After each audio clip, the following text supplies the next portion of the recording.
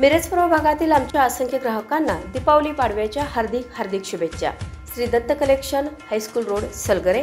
आमच्याकडे उत्कृष्ट क्वालिटीच्या व ब्रँडेड कंपनीच्या कपड्यांच्या खरेदीवर 30% डिस्काउंट व गिफ्ट ऑफर ठेवले आहे।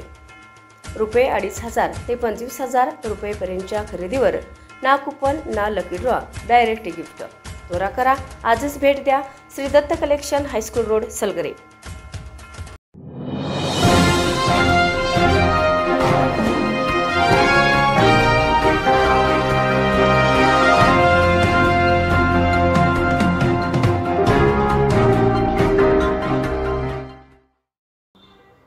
बेळंकीचे युवा उद्योजक माननीय संतोष गायकवाड यांनी श्री यल्लमादेवी मंदिरासाठी दिली 1 लाखाची देणगी।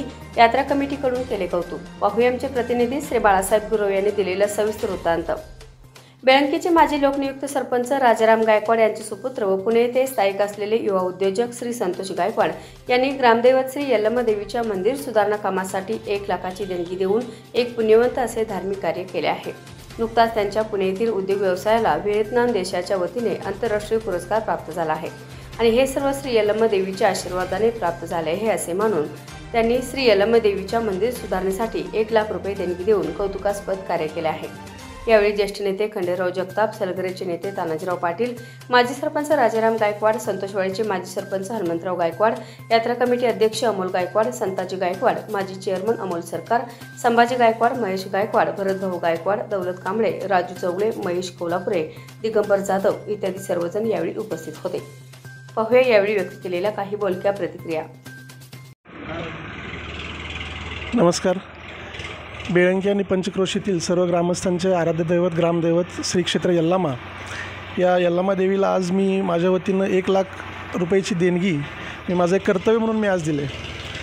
वास्तविक पाहता 2010 पासून बेळंकी गाव सोडून जेव्हा पुण्यामध्ये गेलो त्यानंतर शून्यातून तिथं एका छोट्याशा उद्योगाची मी स्थापना केली आणि आज सर्वांच्या बेळंकीच्या पंचक्रोशीतील सर्व ग्रामस्थांच्या आशीर्वादानं म्हणा किंवा बेळंकी आणि बेळंकीच्या पांढरीतील सिद्धेश्वर आणि श्री यल्लामा देवीच्या आशीर्वादानं आज मला जे काही यश प्राप्त झाले त्याच प्रित्यर्थ एक आपलं कर्तव्य म्हणून गावाच्या ग्रामदैवतेच्या सुधारणेसाठी मला एक देणगी द्यावीची इच्छा झाली आणि आज मी खूप दिवसापासून बोलून दाखवलं होतं, पण आज पाडवा आणि या पाडव्यानिमित्त मला ते द्यायची इच्छा झाली म्हणून आज मी सर्वांच्या साक्षीनं आज ते दिलं।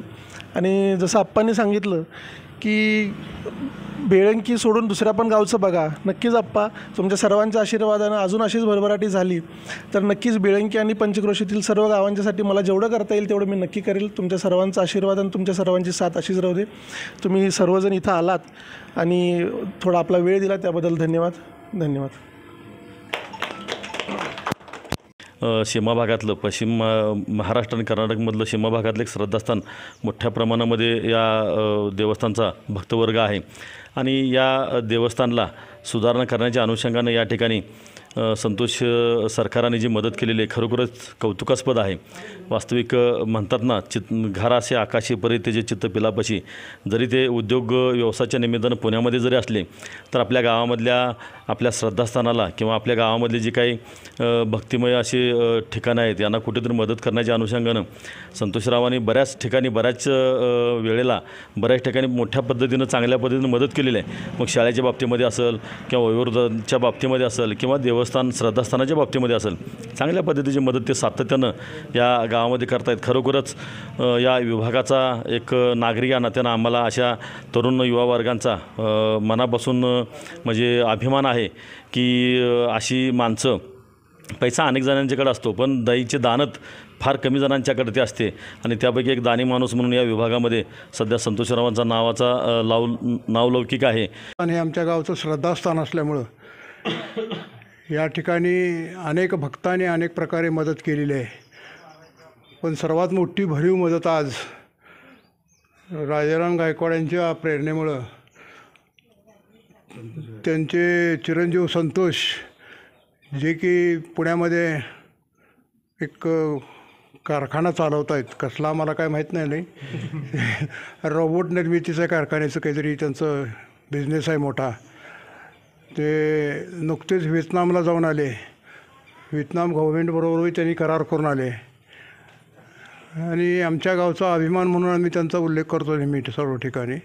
एवढ्या कमी वयात अतिशय मोठी झेप त्यांनी व्यवसायामध्ये घेतलेली आहे आणि त्या व्यवसायामार्फत ती सेवा करतायत आणि त्यातूनच यल्लामा देवस्थानच्या मत्तीसाठी म्हणून आज या ठिकाणी त्यांनी 1 लाखाचा धनादेश अर्पण केलेला आहे। या गावच्या वतीनं आणि या यल्लामा ट्रस्टच्या वतीनं मी त्यांचा अत्यंत आभारी आहे। अशाच पद्धतीनं आमच्या गावावरती जरी गावातनं ही मुलं बाहेर गेली तरीसुद्धा गावाकडे लक्ष ठेवून असतात, ही अभिमानाची गोष्ट आहे। म्हणून आम्ही त्यांचं अभिनंदन करतो आणि यल्लामाच्या कृपेनं त्यांच्या व्यवसायाला भरभराटी येवो अशी परमेश्वरचरणी प्रार्थना करतो।